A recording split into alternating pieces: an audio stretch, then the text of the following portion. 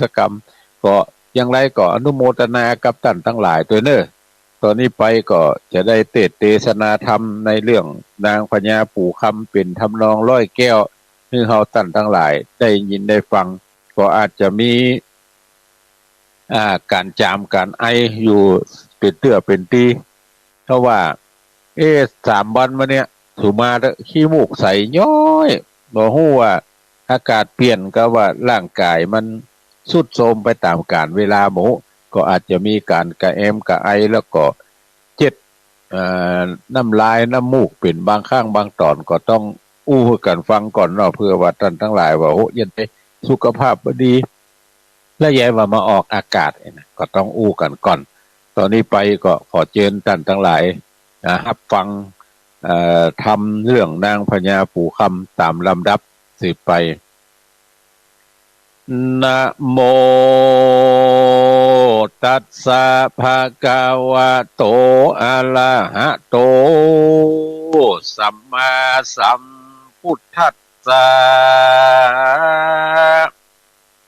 ตะตา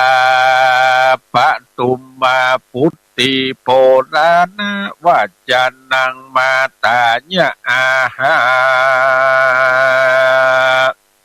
สา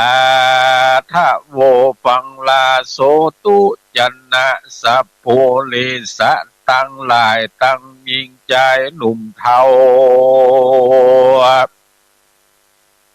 ตั้งนักขาเจ้าและอาจารย์นั่งอยู่ในสถานที่นี้บ่อนน้อยบ่อนใหญ่มีใจใฝ่ต่างบุญเพื่อจูนุนเตื่อมโตมยกจากลุ่มเมื่อบนสร้างกุศลไว้ปลายนาจิ้งอยู่ท่าฟังธรรมจุงดาจำติดต่อตามบาทคอบาลีนี่ยายมีปางก่อนข้าวนางอ่อนปู่คำยามนั้นนางบุญนำน้อยนาดก็จริงตานวาดเจียนจากับนางสุธรรมมาแม่แห่งเจ้าอันอยู่แหล่งเล่าตาว่าติงสานางก็เด้งลงมาเยี่ยมพ่อก็หันลูกน้อยหนอมีภัยหัดสะในช่วยกำหันลูกจมน้ำโบกขะลัดนี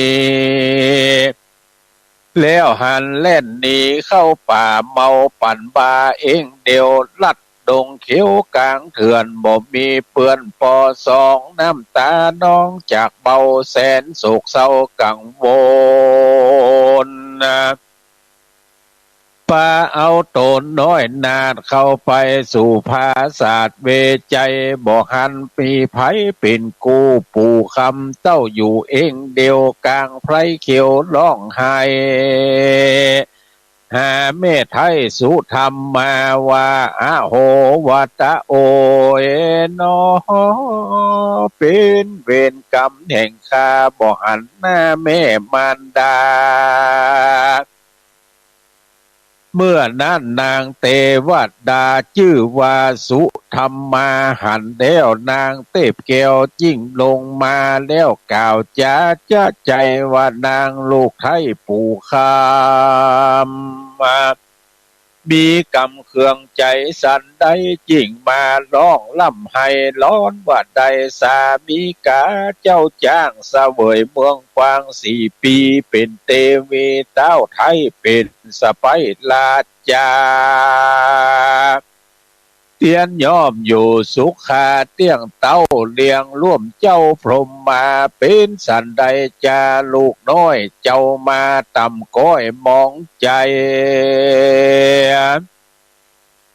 มีเหตุอันใดจาลูกหรือว่าบ่ถูกใจกันหรือว่าเขาตัดฟันละขว้างมีใจห่างบ่แบ่งปันหวังจักเอากันกุ้มเท่ามีลูกเต่าลานเลนบัดนี้กำเวรมาเสียงแล้วขอลูกแก้วปู่คำจุ้งไข่กำบอกแม่ว่าเจ้าตุก กะใจแก่อันใดยิ่งมาอาสาละหายที่เก่าอยู่ภาษาเป่ากลางดงนี้จานนอยามนั้นนางสอบอปู่คำจิ้งไข่กำบอกแก่แม่ว่าข้าแด่แม่สุธรรมมาปางเมื่อข้าอยู่หอธรรมกับจอมธรรมชื่อว่าเจ้าผมมาเจ้าก่อนลักแปลงคาจุวันยามบ่มีความโศกเศร้าบ่มีโลกเก่ามาเบียนมาหากอยู่สุขเสถียรจุคำเจ้าพ่อแม่แห่งเจ้าพรหมมาต้านขุนนาลักโลกไปดังเกิดได้อุทธรต้านสั่งสอนปูคำข้าเจ้าดังลูกเต่าในอกงาจกงานแบ่งปันลักแปลงปกลูกน้อยใจติดหอยขุนนาเฮิงเมินมามีมาก5 ปีหากตึงมาถึงเวลาเดี๋ยวนี้ปู่คำลูกนี่อยู่สุขบานและแม่เฮยเอกทิวสังยังมีในวันหนึ่งใส่ปอเศรษฐีใหญ่ปาลาฮือนางกะมาแม่น้อยตกแต่งซอยลายสารมาบอกปู่คำน้อยนาดว่าปอเศรษฐีต้องพญาตดาตายว่าคือข้านายน้อยหนอไปเยี่ยมพ่อปอเศรษฐีข้าน้อยใจบอดีเฝ้าฟังจิตกาถังบำวาจิ้งลาจากหอคำหมู่เสนานำไปก่อนนาไปส่งข้าน้อยติดตามไปถึงกลางขวงบานแห่งปอแล้วนาโตนนางเขี้ยวกามากดทะลิมายาร้องไห้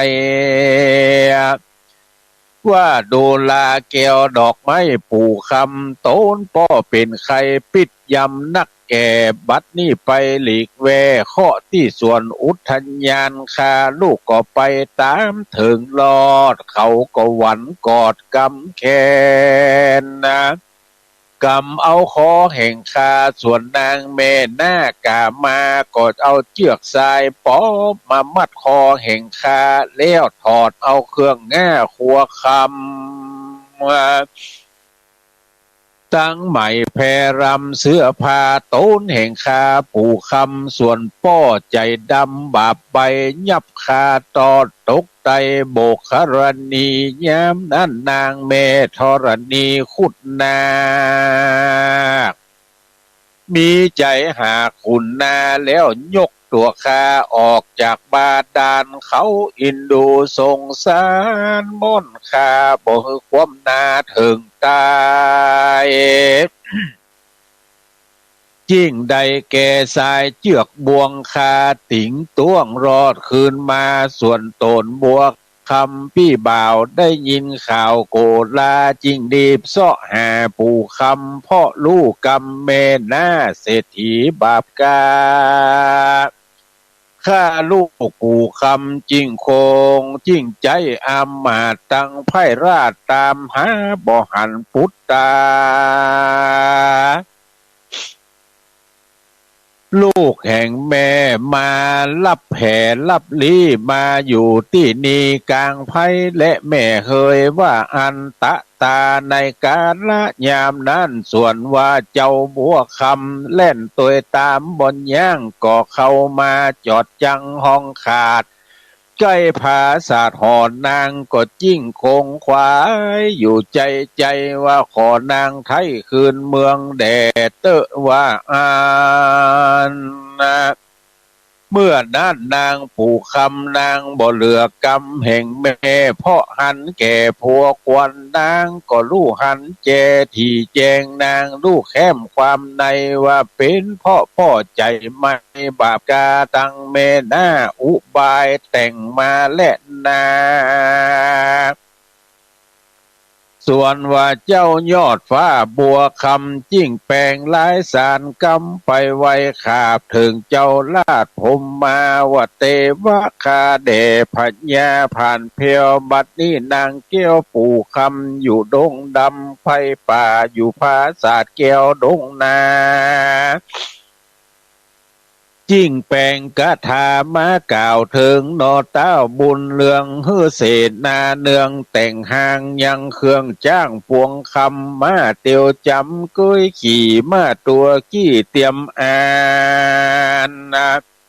จุ้งมารับนางดงคานยอดแก้วขอพระผ่านเพลยดอาจลู่เลี้ยวรีบกากาดไปปันแต่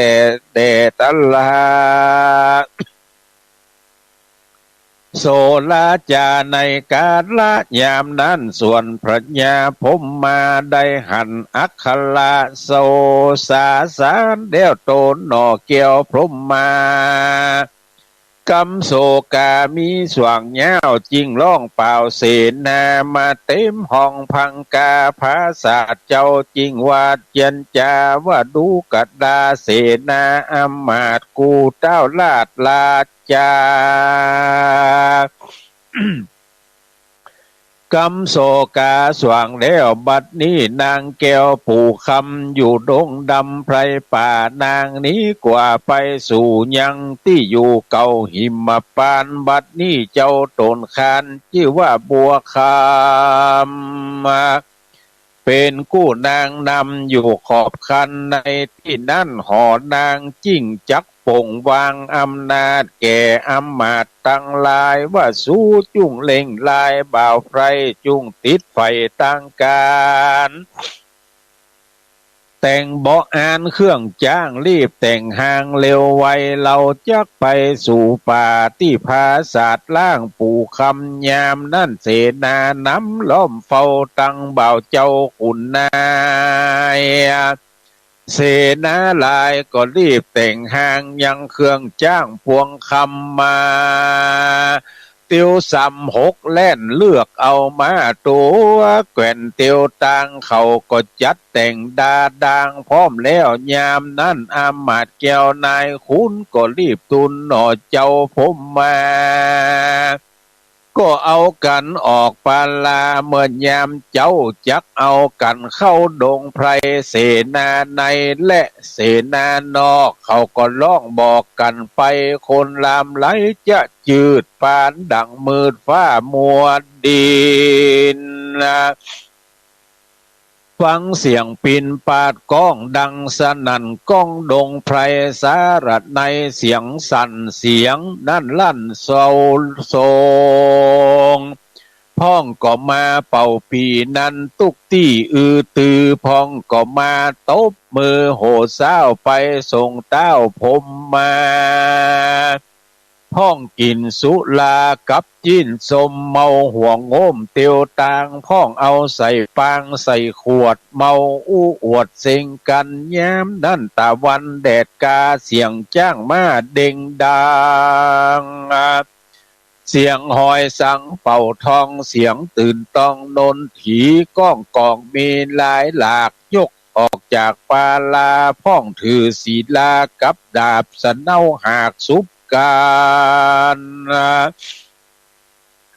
พร้อมจุอันจุนเยืองคนเข้าเครื่องปูนกลัวฟ้ามืดมัวจุดาวเอากันแขนแห่เจ้าผมมาสู่ดงนาป่ากวางกันคำแล้วก็ย่างเศร้านอ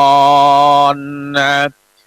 พระจันทร์จรร่ามฟ้าอาทิตย์ส่องกาเวโหนโยธาพลบ่อนน้อยนับอ่านร้อยหลายปันกันว่าตะวันลุ่งแจงก็ยกย้ายแต่งเตียวตางก็ไปลอดค้างที่อยู่นางแก้ว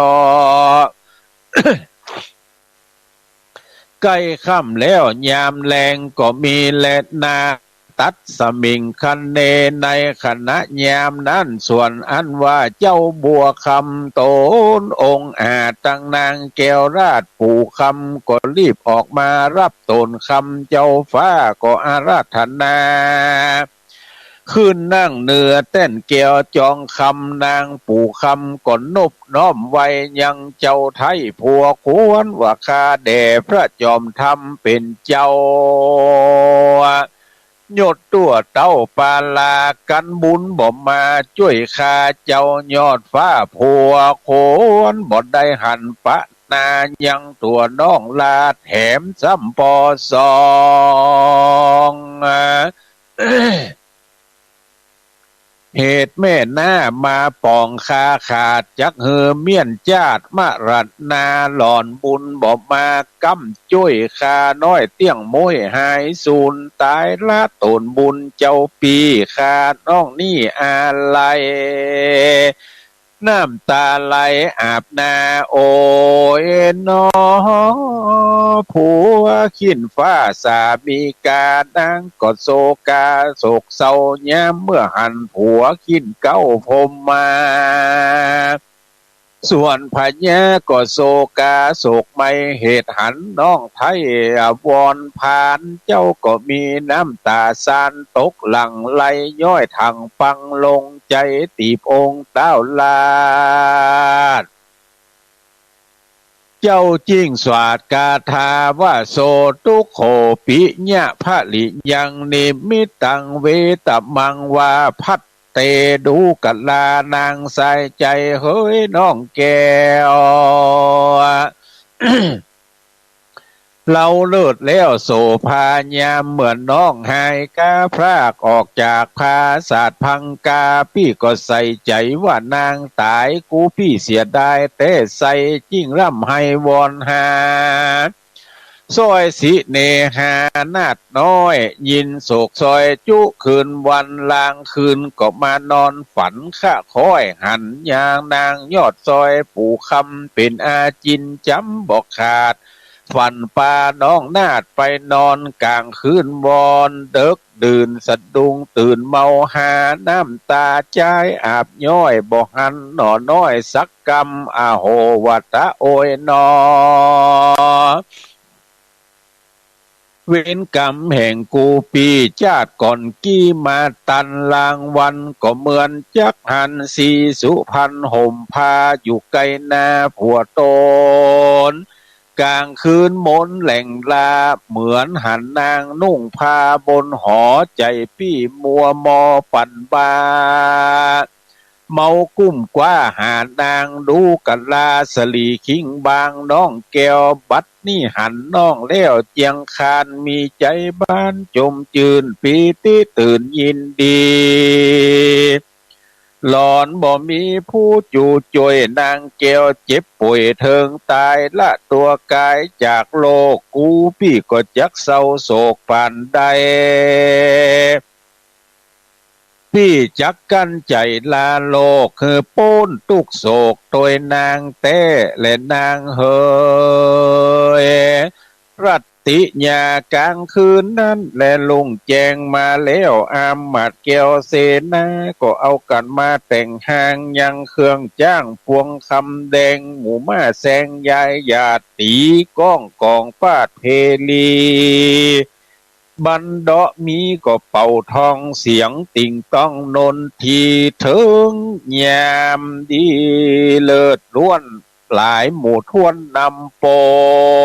น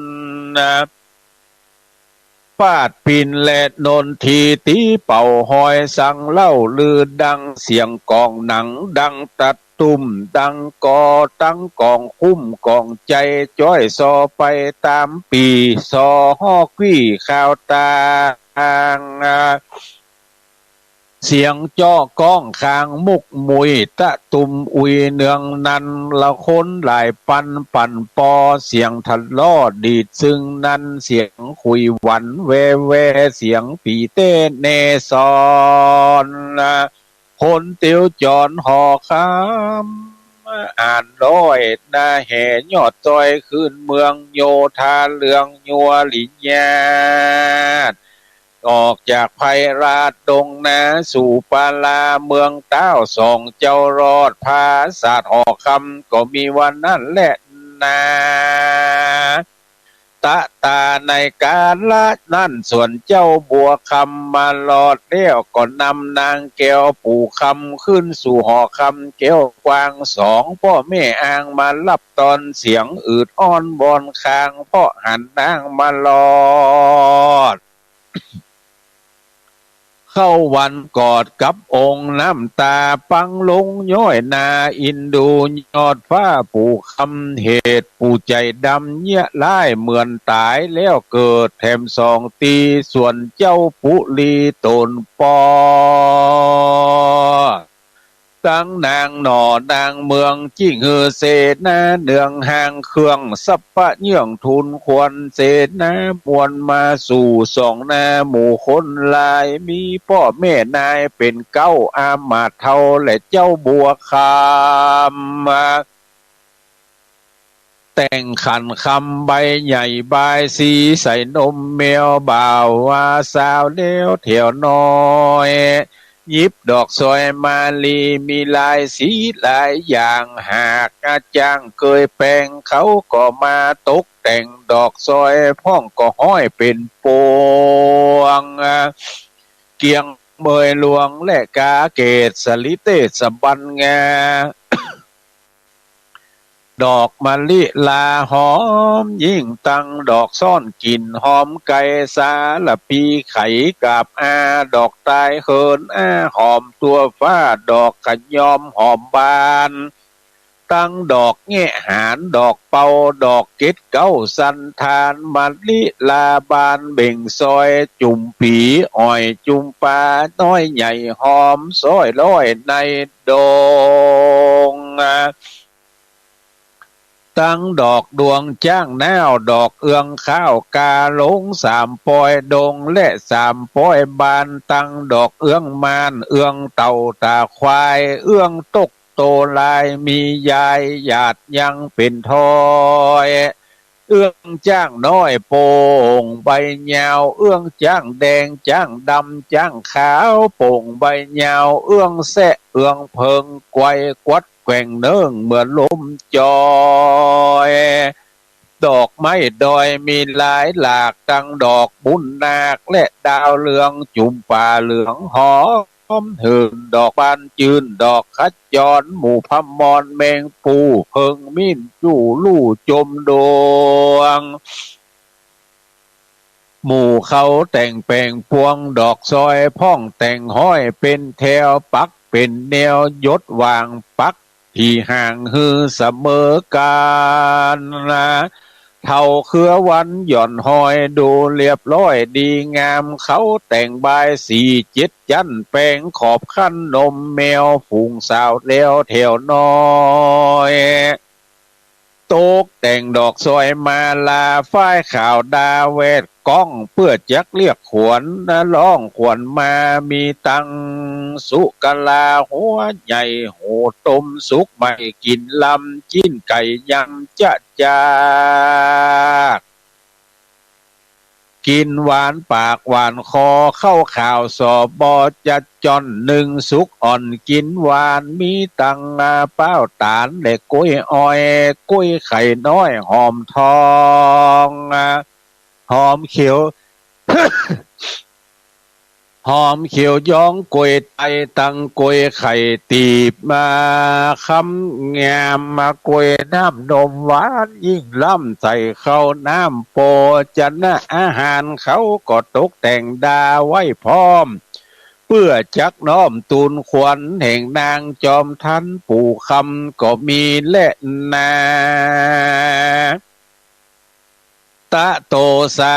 ลาจาภิส่วนว่าเจ้าพญาปาลาผู้เท่ากับตังแม่เจ้าเตวีฮือแต่งบายสีพร้อมแล้วจิงเฮือมาดแก้วและเสนาหายังมอชื่อว่าโหลาจบเปตมาแต่งเกาเกตเรียกร้องขวัญนางนาดน้องปู่คำเขาก็จริงยกขันตำไว้สองนาแห่งนางยอดฟ้าปู่คำหมอก็มากล่าวกำมวลเพาะปัดตังเคาะภัยญาว สัพพะทะสัพพะทาอันว่าสัพพะเคราะห์สัพพะภัยสัพพะจังไรอุบาทข้ออุบาทกังวลอนตรายข้อปาวายเจ็บไข้ข้อขี้ไล่แรงมีข้อหัวปีมาต้อนนะข้อพี่น้องมาล้อมข้อกอมดอมคำไล่ข้อยกย้ายเป็นความข้อภัยลามตื้นญาติข้อไม่มาดหัวใจข้อภายในก็ฮือถอนออกข้อภายนอกก็ฮือถอนนี้ไปไก่ข้อเมื่อไปเมื่ออยู่ข้อแก้วปู่เศรษฐีข้อนางกาลีแม่หน้าข้อพ่อแม่คาฮือตายข้อเมื่อตัวนายเลี้ยงจ้างตีกลางป่ากว้างดงดำข้อเป็นกรรมเป็นปากเศรษฐีหากบุบหัวข้อปัดผัวปัดแม่ข้อปู่แก่กำคอเอาเจือกปอมาผูกก้องข้ออยู่ห้องโบกขลัดนี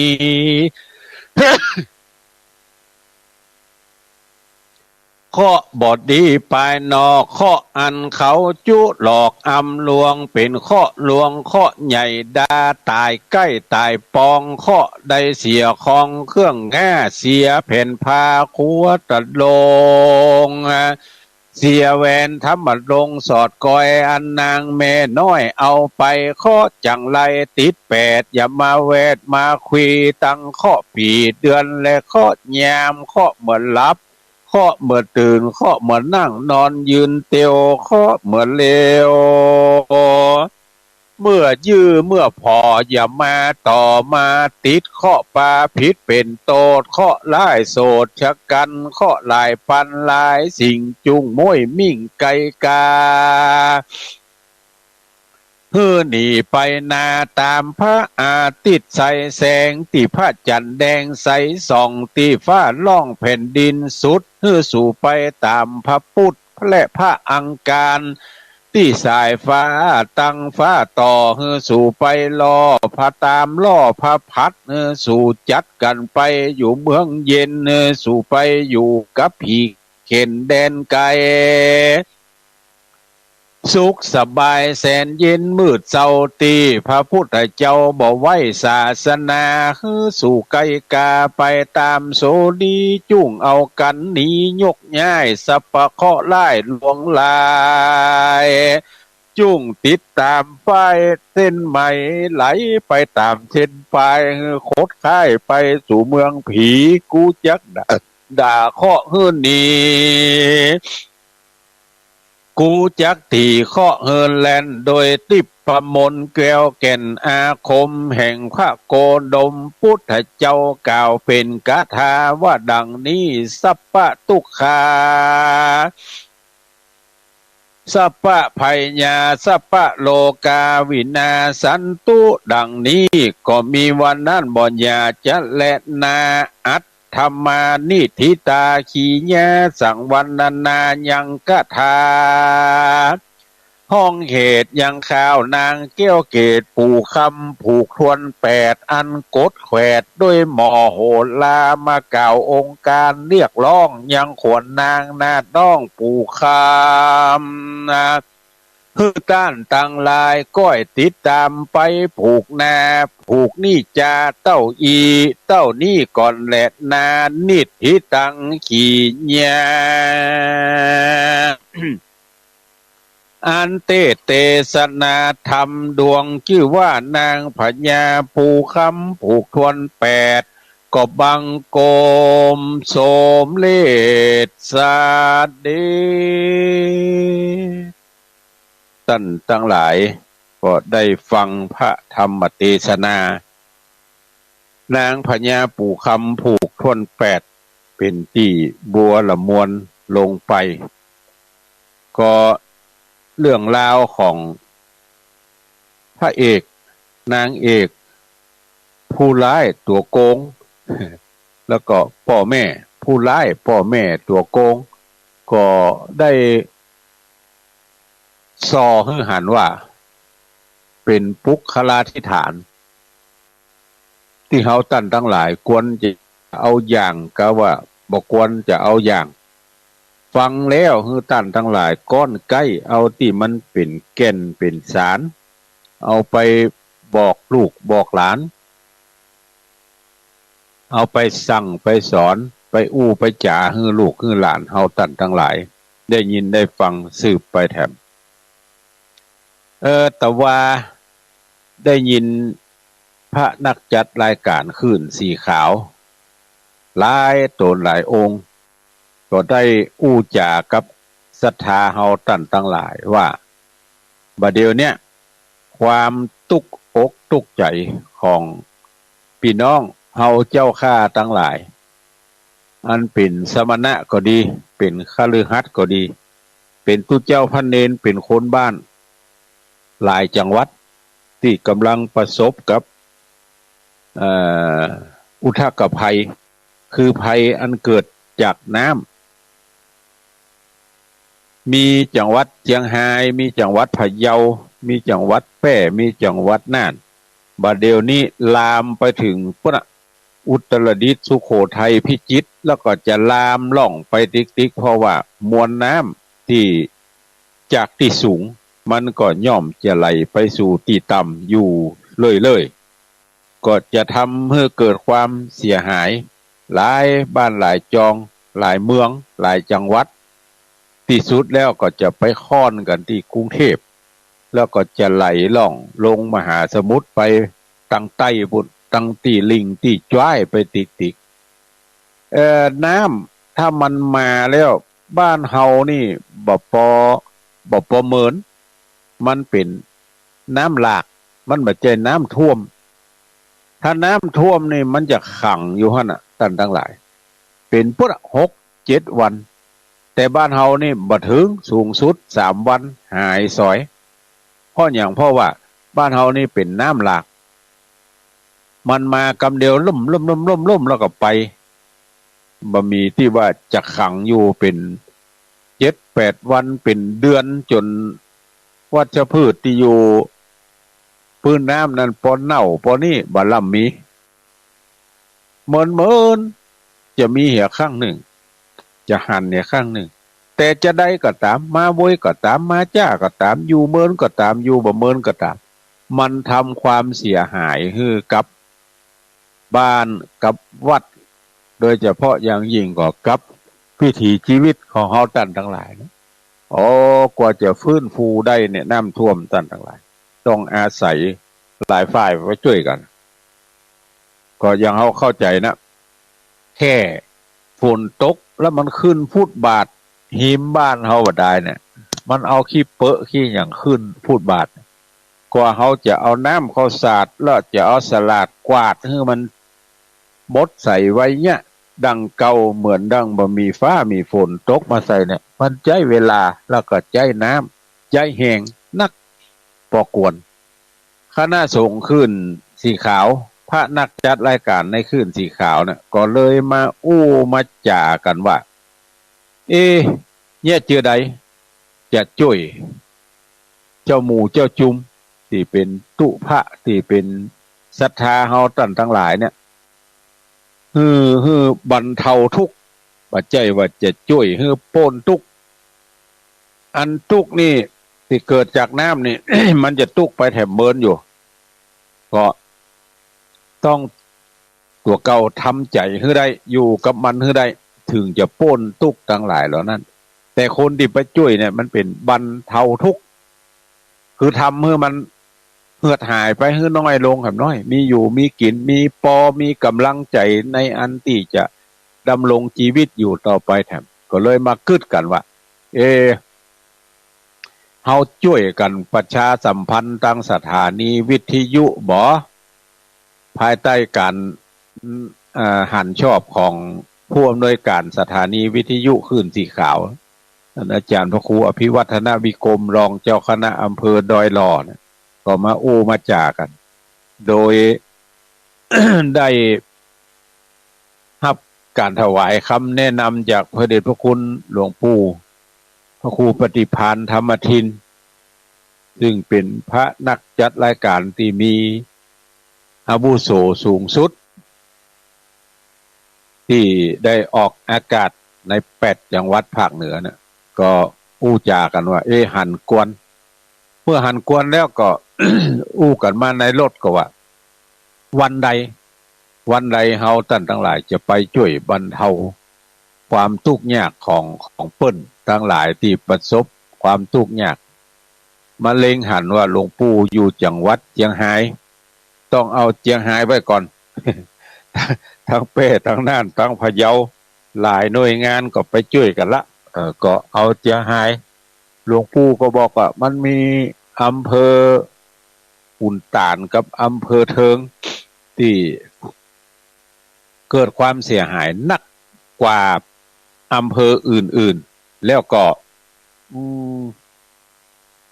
มีศูนย์บรรเทาทุกข์อยู่ที่วัดเราจะไป2 จุดที่วัดเนี่ยวัดถึง2 วัดเนี่ยวัดในอำเภอเทิงแล้วก็วัดในอำเภอขุนตาลเนี่ยไป2 จุดนี่ก่อนเอาของไปมอบเพิ่นแล้วก็เพิ่น บริหารจัดการกันคนเดียวว่าอันใดจะฮื้อป้าแก้วอันใดจะไปฮื้อป้าคำอันใดจะฮื้อตุนำอันใดจะฮื้อพระน้องเพิ่นจะบริหารจัดการกันคนเดียวถ้าไปมอบเจื้ออีเนี่ยเฮาท่านทั้งหลายก็สบายใจถือว่าปัวที่เฮาท่านทั้งหลายเอาไปน่ะมันถึงมือผู้รับแล้วก็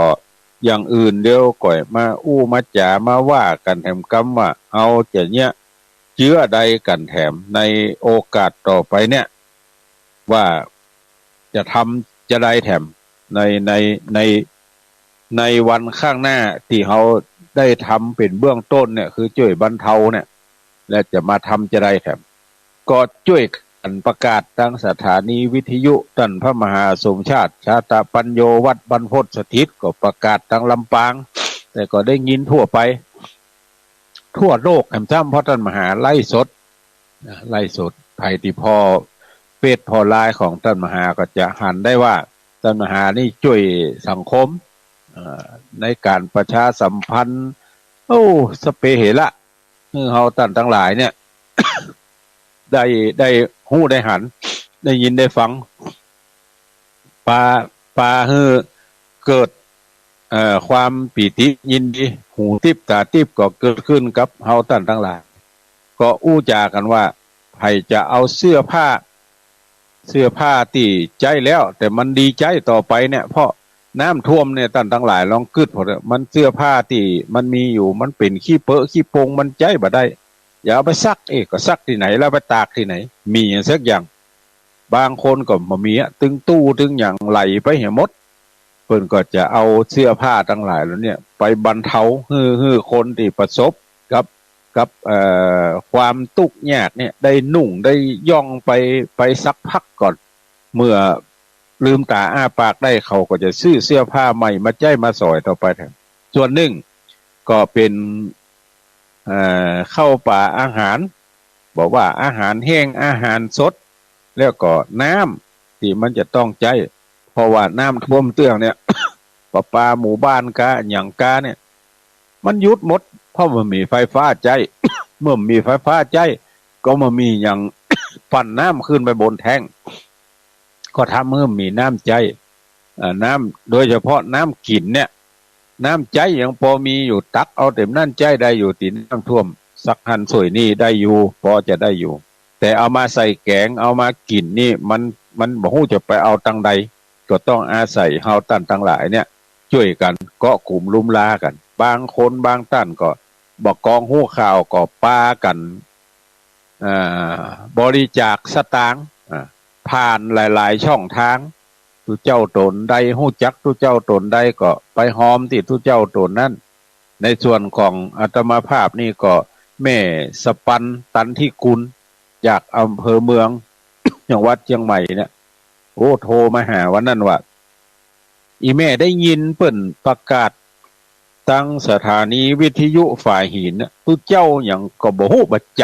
ำ เปิ้นประกาศว่าจะไปช่วยน้ำท่วม คือบริจาคได้ที่ทุเจ้าที่เป็นพระนักจัดรายการไผอยู่จังหวัดใดก็โทรไปหาทุเจ้าจังหวัดนั้น อีแม่กึดใจได้ก็เลยโทรหาตู้เนี่ยตู้จะไปตัวเปิ้นก็เลยบอกเปิ้นว่าไปแม่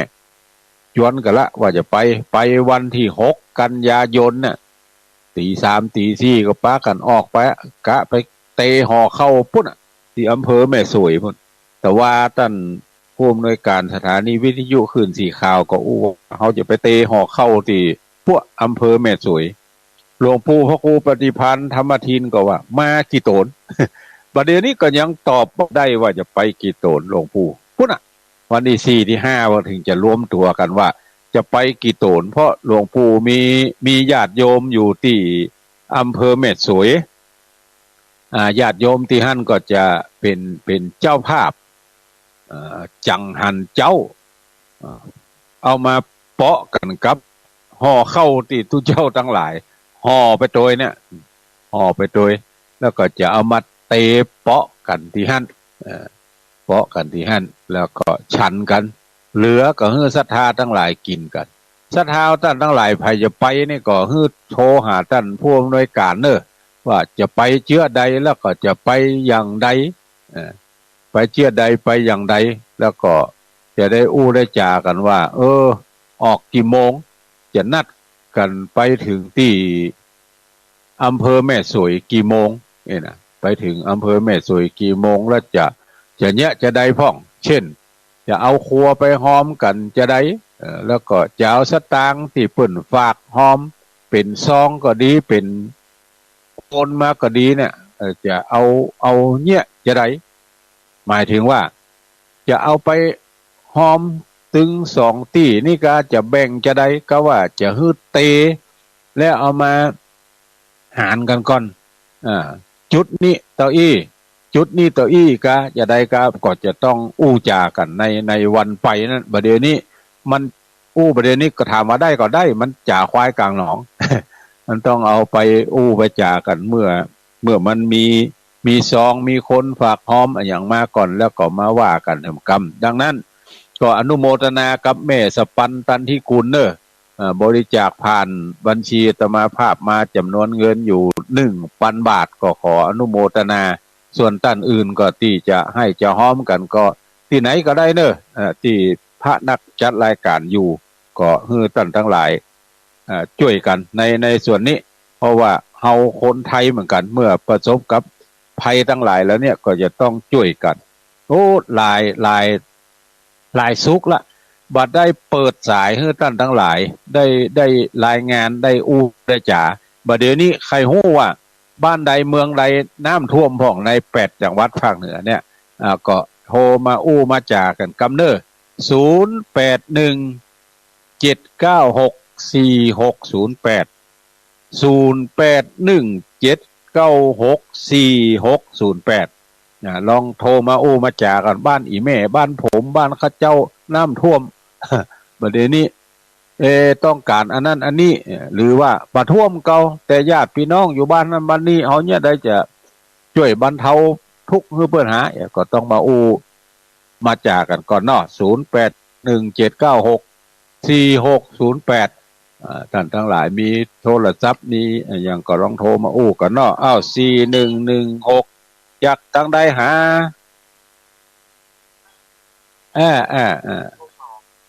โป่งหนองเวียงป่าเป้าน้ำท่วมก็บ่ท่วม เพราะนั้นเขาว่าบวกขอนน้ำท่วม ก็นึกว่าโป่งหนองเนี่ยมันอยู่ต่ำบวกขอนนี่มันลอยน้ำได้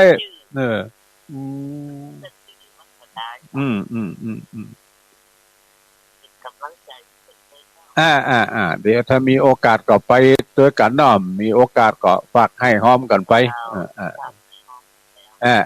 ยินดีเนอะยินดีอ้าวสายต่อไป08179646081194จากตั้งใดหาต่อภาษาเจ้าจากเจซ้อนลำปางเมืองปานน้ำท่วมก่อมันมีเจ้าไปมันไม่ท่วมจะท่วมสูงท่วมน้าเล็กๆน้อยๆบ้านเจ้าปลอดภัยไปเนาะเจ้ายินดีเนอะ ยินดียินดีอ้าวใครจะโทรเข้ามาอู้มาจ่ามารายงานอะไรอย่างโอ้ตะวานี่คณะสงฆ์อำเภอเวียงป่าเป้าโดยหลวงพ่อเจ้าคณะอำเภอก็ไปหลายที่เนอะไปอำเภอพญาเมงรายไปอำเภอขุนตานไปอำเภอเวียงแก่นไปอำเภอเทิงแต่ว่าเพิ่นไปนะอ้าว6919จากตั้งใดหาเจ้ากับภาษาเนอะท่านอาจารย์อ๋อเที่ยวบ้านศรีละพรสิตี้อ่ะสิบ้านโอ่งละปูนเนอะน้ำท่วมก็อัน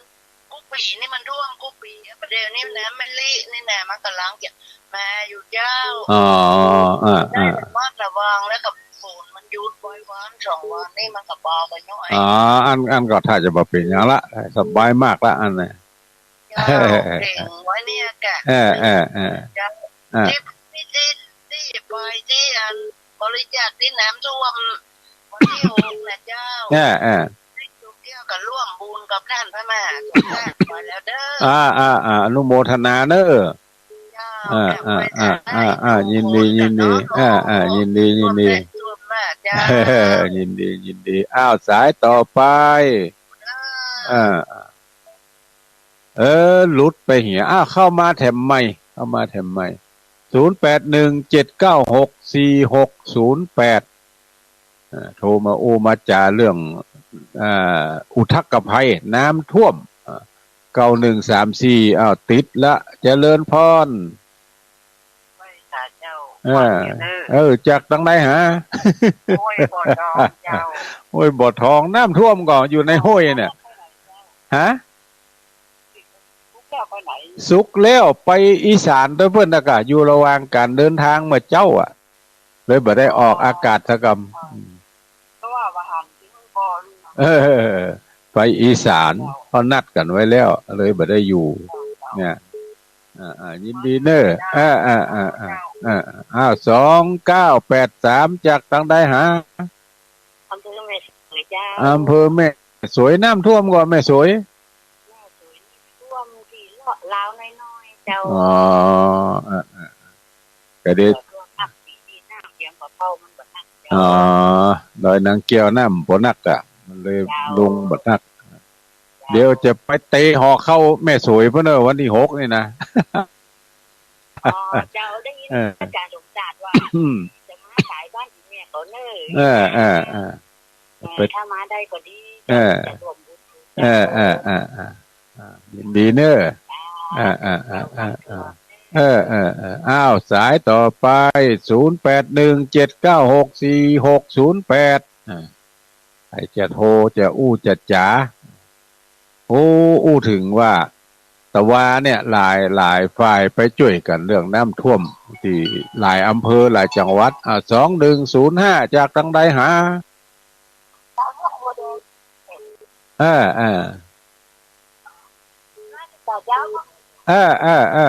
ฟังจากตั้งใดนี่ล้องัวแดงน้ำท่วมกว่าล้องัวแดงนี่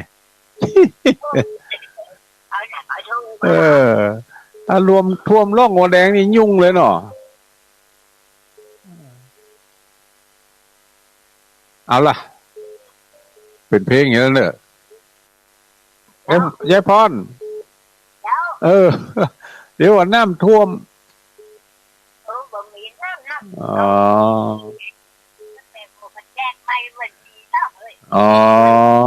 วันที่1นี่จะไปก็1 กันยาไม่ใช่ไปวัดเนี่ยสันกำแพงหลวงเนี่ย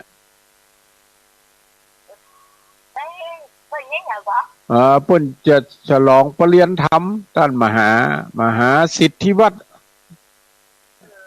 ท่านตอกได้มหาปริญญาธรรม3 ประโยคเพิ่นจะฉลอง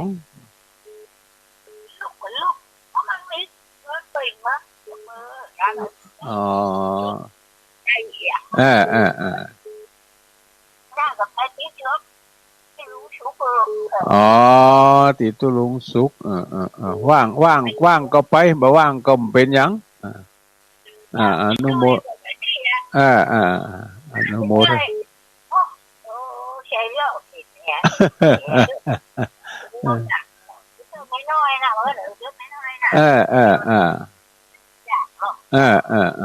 เอาขอบคุณเด้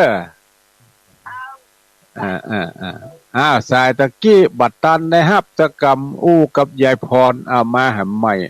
0750จากตั้งใดหา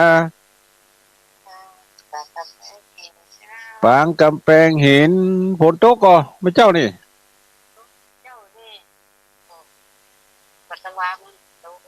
อ๋อแต่ว่าอากาศก็ถึงหนาวอยู่เหมือนเดิมตรงบนเนาะยินดีเนอะ1539จากทางใดหาไปตาเจ้า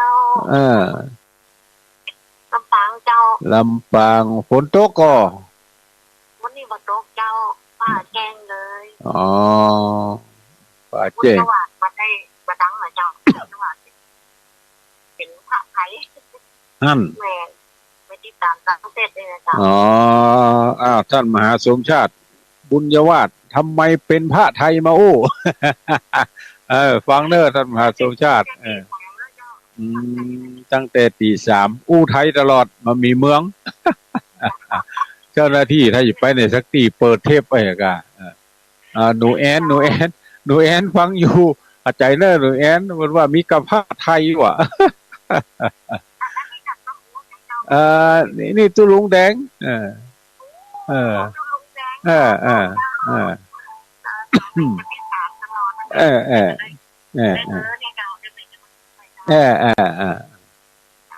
ยินดีเนอะยินดีเอาทางลำปางเนอะขึ้นบุญยวาดตั้งแต่ตี3มานะมีกับตู้เจ้าไทยอู้เพิ่นต้องการฟังตู้เจ้าเมืองหนูแอนมีไหนท่านมหาสมชาติเจ้าหน้าที่ไปทางใดทำไมไม่ลิงก์สัญญาณขัดใจพอเนอะคนเฮาตันทั้งหลายเนี่ยบ่เดียวเนี่ยมันโรคภัยไข้เจ็บมาเบียดเบียนเพราะว่าอาหารกับอากาศเป็นหลักตันทั้งหลายดูแลตัวเก่าเรื่องอาหารเรื่องอากาศอารมณ์ก็เหมือนกันอย่าไปเครียดกับสิ่งแวดล้อมนักลำไปแปลงใจจุ่มบานเพราะว่าถ้าว่าเครียดกับอันอื่นนักลำไปเนี่ยจะทำให้เฮาตันทั้งหลายบ่สบายกันก็ใครจะโทรมาอู้มาจ่ามารายงานเรื่องน้ำท่วมก็ดีอันอื่นก็ดียังมีเวลาแถมน้อยหนึ่งเนี่ย0817964608โทรมาอู้มาจ่ามารายงานกันเนาะว่าทางใดน้ำท่วมทางใดน้ำบ่ท่วมตะกี้อู้ถึงว่าจะไปที่เจียงไฮ้เนี่ยไผ่จะไปตัวไผ่รถไผ่เจื้อใดไปอย่างใดนัดกันที่ไหน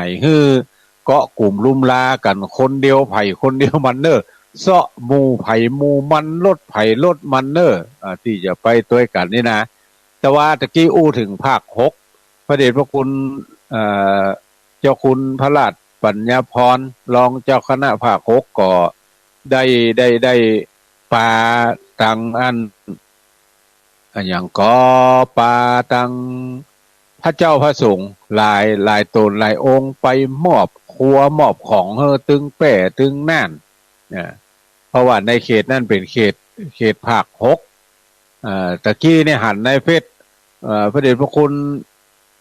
เจ้าคณะจังหวัดเชียงใหม่พระเทพมังคลาจารย์ก็ได้มอบเงินช่วยภัยน้ำท่วมเนี่ยแถม100,000 บาทเนอะขออนุโมทนาเจริญพรจากตั้งใดจากตั้งใดหา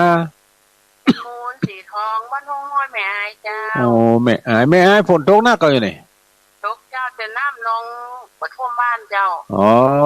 แม่อายนี่นะมันนักทั้งฝางไว้เนาะนักทั้งฝางเจ้าดูพี่น้องเมืองฝางปีนี้มันหลอกน้ำอายมันหลงมันไหลมีการขุดดอกแล้วก็ดีเนาะดีเนอะยินดีสายต่อไป0817964608แม่อายน้ำบ่ท่วมแต่ว่าเมืองฝางน้ำท่วมพี่น้องเมืองฝางขอเสียงพี่น้องเมืองฝางสักสายเหรออยู่ตรงใดน้ำท่วมก็จะได้พ่องฝ รเข้ามาเนาะมาอู้มาจากันว่าน้ำท่วมก่อบ้านน้ำบ่ท่วมก่อหรือว่าท่วมแล้วก็ไปแล้วมาแล้วไปแล้วมาเร็วเค็มเร็วน้ำดังเฮายังแขวนหน่อยการบริหารจัดการน้ำนี่ก็ชะลอน้ำเก็บกักน้ำระบายน้ำอันนี้ทำได้3อย่างนี่ถ้าทำ3อย่างนี่ได้ปลอดภัยท่านเจ้าคุณพระอมรเวทีชยาพินันโทขอจรอผู้ช่วยเจ้าวาดวัดพระธาตุตีจอมทองวรวิหารได้ขึ้นเฟซขึ้นไลน์นี่ว่าการบริหารจัดการน้ำชะลอน้ำเก็บกักน้ำระบายน้ำ3อย่างนี่ทำได้แต่ถ้ามันมากำเดียวนี่ยุ่งเหมือนกันเนี่ยจะได้3อย่างนี่ทำได้แต่ว่าจะตึดน้ำอย่างน้ำนี่มันทำได้ยากบัดแต่บอกว่านี่ปารมีบัดถึงสตางค์บัดเติงนี่ทำยากพอกวนเพราะนั่นก็เชิญชวนเขาท่านทั้งหลายเนอะให้หอมกันตามกำลังที่ท่านทั้งหลายจะมีบ่มีเงินบ่มีทองมีเสื้อมีผ้าเก่าหรือมีอันใดอันหนึ่งก็บริจาคกันไปพอจะได้เป็นบุญเป็นกุศลกับเฮาท่านทั้งหลายแถมไปหน้า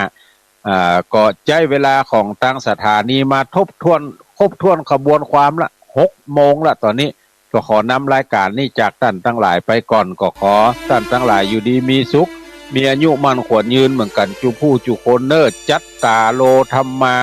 วัฏทันติอายุวันโนสุขังปะลา